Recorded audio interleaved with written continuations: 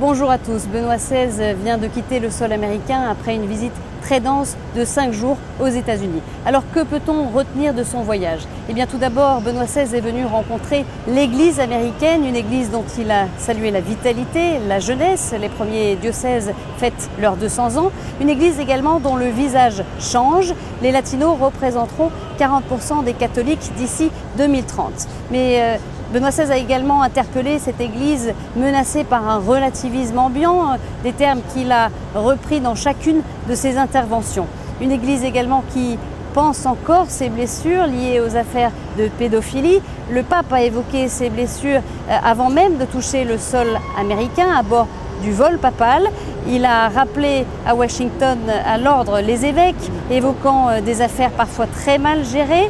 Et puis, ce que l'on retiendra surtout sur ce dossier, eh bien, c'est un geste fort posé par le Saint-Père qui a prié avec les victimes d'abus sexuels venus de Boston, une première dans l'histoire de l'Église. Il faut préciser que cette prière n'était pas inscrite dans son programme officiel.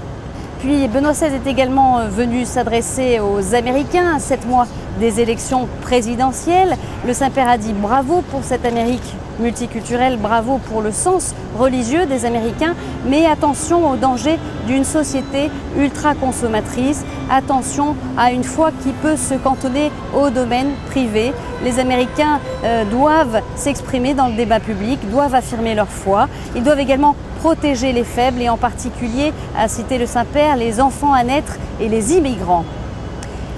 Enfin, Benoît XVI, venu dans cette première puissance mondiale, s'est adressé au monde. On l'a vu lors de son discours à la tribune des Nations Unies. Il a évoqué la responsabilité des États à l'égard de la famille humaine, des États qui doivent protéger chacun des citoyens, protéger leurs droits et leur dignité.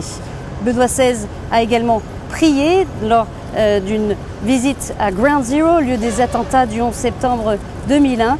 Une prière très émouvante dans laquelle le Saint-Père a demandé que Dieu convertisse à son amour ce monde de violence. Enfin, un mot sur l'ambiance. On se demandait si Benoît XVI, plutôt réservé, allait s'adapter à ce séjour américain dans ce pays plutôt extraverti. Eh bien, l'alchimie a fonctionné, Benoît XVI a manifesté sa joie et les Américains le lui ont bien rendu avec des standing ovations comme on en avait rarement vu depuis le début de son pontificat il y a tout juste 3 ans.